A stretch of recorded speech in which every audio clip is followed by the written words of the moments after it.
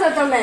આ હું રસોઈ બનાવું છું બેન. આજે લાડવા લઈને આવે છે અમારા ભાણકીના મોવાથી, અને હું આવીશ કાલ સાંજે. અમારી દીકરીનું ઘર છે, અમારા ભાઈનું ઘર છે, એટલે એ કે કાકી તમારે જ રસોઈ કરવાની છે.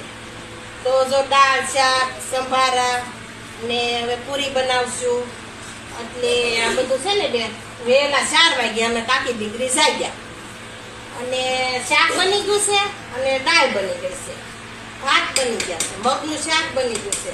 આવું બધું બની ગયું ને હવે પૂરી ને મહેમાન આવે ને એટલે પૂરી ને શ્રીખંડ ને એટલી રૂસે આ બધું બની ગયું. મહેમાન તમારી રસોઈની બધી બહુ વખાણ કરે, તમે રસોઈ બહુ મસ્ત બનાવો એમ છો. છે ને. હા, એક નંબર.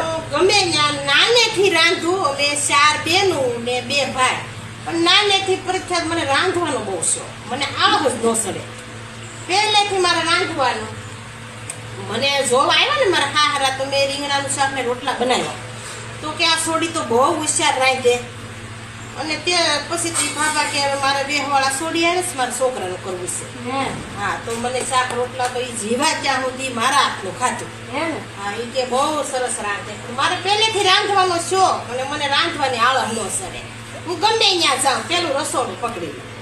ગમે ત્યાં વેવાય વેલા દીકરીનું ઘર હોય કે ગમે એનું ઘર હોય, મને રાંધવાની તો આળસ જ ન સડે. રાંધવા બહુ સીધું પેલા જ તે. જોવો જોવો શાક જોવો, મારું શાક જોવો ભાઈ. જો શાક બતાવો.